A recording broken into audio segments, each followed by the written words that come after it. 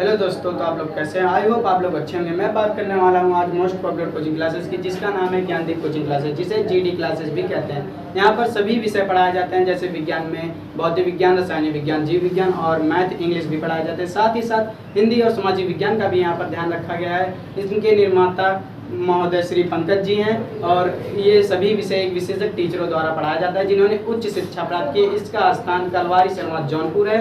हमारा चैनल का नाम है विराज एजुकेशन हब। प्लीज चैनल को। ये आपका क्या है, अवतल दर्पण के लिए एफ और आर में हम क्या निकालेंगे, संबंध।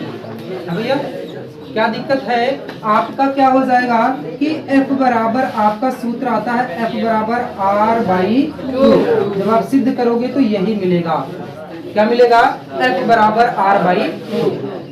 ठीक है, इसके बारे में हम क्या करेंगे, समझेंगे कि F बराबर R/2 हमें कहां से प्राप्त होता है और कौन से दर्पण में, अवतल दर्पण। ठीक है, अवतल दर्पण हमारा बनता कैसे है, पहले ये सीखो।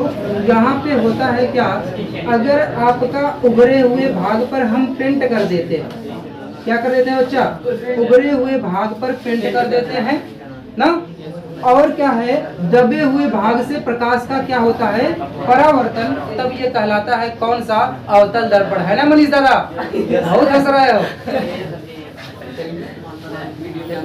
यहाँ पे आपका हम क्या बनाते हैं भैया, एक दर्पण का क्या होता है, दर्पण का बीचों बीच का भाग होता है, जिसे कहा जाता है बच्चे पोल यानी ध्रुव।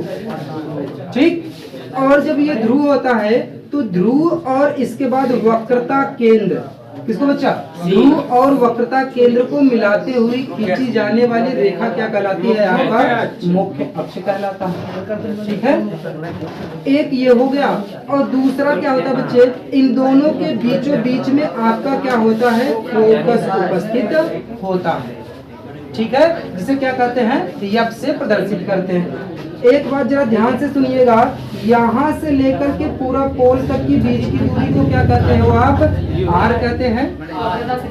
और फोकस से लेकर के, कहाँ से लेकर बच्चा, फोकस से लेकर के पोल तक के बीच की दूरी को स्मॉल एफ यानी फोकस दूरी कहते हैं। इतनी बात समझ में आ रही है? ठीक है, अब देखिएगा क्या हो जाएगा, यहाँ पे अगर मान लीजिए कि हमारा मुख्य अक्ष के समांतर, किसके समांतर, मुख्य अक्ष के समांतर प्रकाश की किरण आ रही है ना। क्या हो रहा है, मुख्य अक्ष के समांतर F बराबर R/2 हमें सिद्ध करना। तो क्या हो रहा है, अगर मुख्य अक्ष के समांतर प्रकाश की किरण आ रही है, आप लोग बताइए भैया, मुख्य अक्ष के समांतर आने वाली प्रकाश की किरण कहाँ से, परावर्तन के पश्चात वो कहाँ से हो जाती है, फोकस से होकर के जाती है। चलो, परावर्तन के पश्चात हम क्या कहते हैं, यहाँ से फोकस से होकर के ये ऐसे चला जाएगा।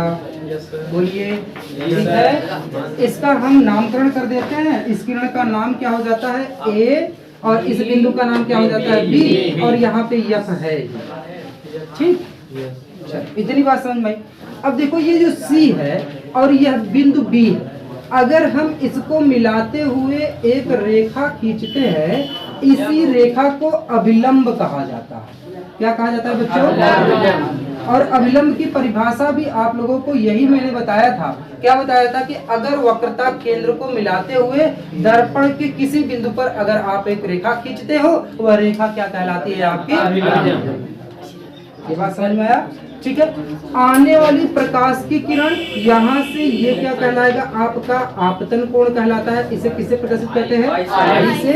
और ये यहाँ से परावर्तित होकर के जाने वाली किरण को अभिलंब के साथ बना कोण क्या कहते हैं, इसको आर कहते हैं, यानी स्मॉल आर से प्रदर्शित करते हैं। बताइए, इतनी बात समझ में आ रही है ना। अब देखिए, यहाँ पे हम देखेंगे बच्चा, दो कोण बनाएंगे। एक कोण होगा आपका, एक आपका क्या बच्चा, एबीसी। एबीसी कोण कौन सा है कि आपका आपतन कोण है। कौन सा कोण है बच्चा, आपतन कोण। ये कौन सा है आपका, परावर्तन है ना भैया, आपतन कोण और परावर्तन कोण। तो आप देखिए, कोण एबीसी, कोण ए बी और कौन सा, सी। कोण एबीसी आपका है आपतन कोण, और कोण कौन सा बच्चे? सी बी और एफ। सी बी एफ आपका कौन सा बच्चा? परावर्तन कोण है। बोलिए, बात इतना समझ में आ रहा है ना? अब आप एक चीज जानते हो कि किसके नियम से? परावर्तन के नियम से आप जानते हो आपतन कोण और परावर्तन कोण आपस में क्या होते हैं? ना? तो क्या हो जाएगा यहाँ पे आपका? हो जाएगा क्या कि आपतन कोण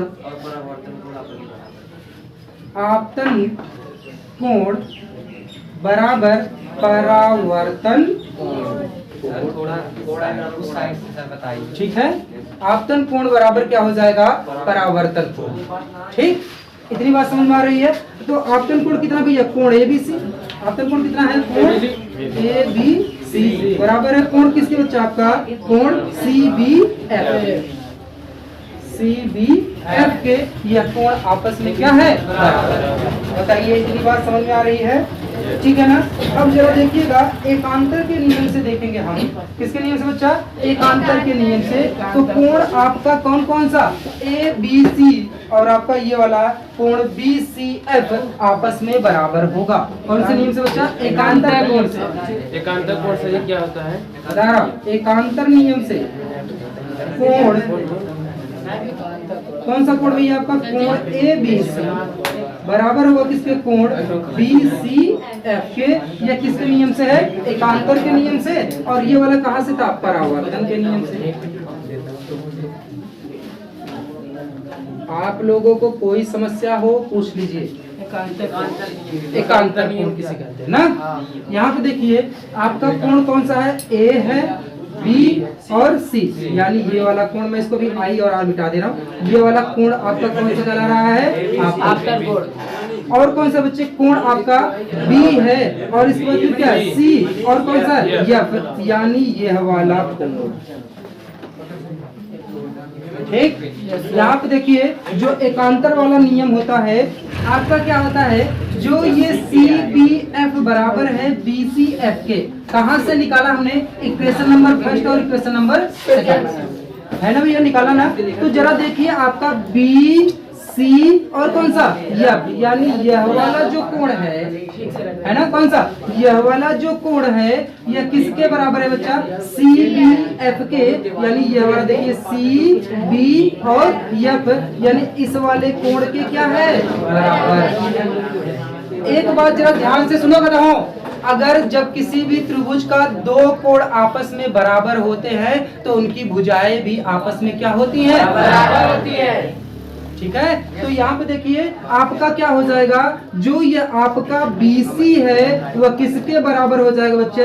CF यानी FC के क्या हो जाएगा? बराबर। बात समझ में आ रहा है? देखो, ये दोनों कोण आपस में बराबर हैं। कौन से नियम से? जब इक्वेशन नंबर फर्स्ट और सेकंड को मिलाया तब ना। तो जब ये दोनों कोण आपस में बराबर हैं तो यहाँ पे क्या हो जाएगा? आपका जो BCF होगा, कौन सा भैया? ये B और ये F वाला, ये वाला भुजा। ये भुजा है कि नहीं भुजा है? यह तो लंब है ना, ये तो डॉट से बनाया गया, ये तो मैंने बनाया, लेकिन ये घटना है जो प्रकाश के परावर्तन से हुआ। तो यह वाली भुजा और इस वाली भुजा के आपस में दोनों क्या होंगे? बराबर। किसी त्रिभुज का अगर दो कोण आपस में क्या है? बराबर है, तो उसके सामने वाली भुजाएं भी आपस में क्या होती हैं? बराबर, यानी समान होती है। तो आपका क्या हो जाएगा? जो आपका BF होगा वो किसके बराबर होगा? FC के क्या होगा? बराबर होगा, है ना? तो हम लिख रहा हूँ, देखो, BF बराबर FC के क्या है? यह बराबर। क्यों? क्योंकि इस त्रिभुज का दोनों कोण आपस में क्या है? समान है, बराबर है। ठीक, समझ में आया? अब देखो, यहाँ पे अब हम लिखेंगे, जब द्वारक क्या कर दिया जाए बच्चे? जब द्वारक को क्या कर दिया जाए? छोटा कर दिया जाए। जब हम द्वारक को छोटा कर देते हैं तो क्या होता है? जरा देखिएगा, जब द्वारक को छोटा कर देंगे यह क्या हो जाएगा? छोटा हो जाएगा। और यह B बिंदु कहाँ पर चला है? P पर चलाता है। जब B बिंदु P पर चलाएगा तो आप कहोगे BF किसके बराबर हो जाएगा? PF के बराबर हो जाएगा कि नहीं हो जाएगा? है ना? तो हमारा क्या हो जाएगा? BF किसके बराबर हो जाता है? PF के क्या हो जाता है? बराबर हो जाता है ना भैया? अब हम क्या कर रहे हैं? यहाँ बगल में लिख रहे हैं, जरा ध्यान से समझिएगा। क्या हो रहा है, एक बात देखिए, पीएफ बराबर किसके बच्चा, पीएफ के। अब आप जानते हो पीसी बराबर क्या है, पीसी बराबर पीएफ प्लस सीएफ या एफसी, एक भी बात है। तो क्या हो जाएगा, ऊपर लिखूं क्या, ऊपर लिखूं, चलो हाँ इरेज कर दूं, चलो अच्छा इरेज कर देता हूँ, अरे इरेज कर देता हूँ थोड़ा, कोई नहीं, खराब कुछ नहीं होगा। चलिए ये देखिए, अब यहाँ पर आपका जब हम क्या करते हैं, यहाँ पे क्या हो गया कि हमने क्या लिखा भाई, BF बराबर, इसके पहले आप लोगों ने निकाला था, क्या निकाला था, BF बराबर किसके था, FC के, BF बराबर किसके बच्चा, FC के। और द्वारक हमने क्या कर दिया था, जब द्वारक छोटा किया तब क्या हो गया बच्चा, आपका जो B पॉइंट था वो कहाँ पे आ जाएगा, P पर आ जाएगा, और तब आपका B जो F है वो किसके बराबर हो जाएगा, PF के क्या हो जाएगा बराबर। तो BF बराबर क्या हो जाएगा, PF। बातचीत नहीं था, समझ में आ रहा है।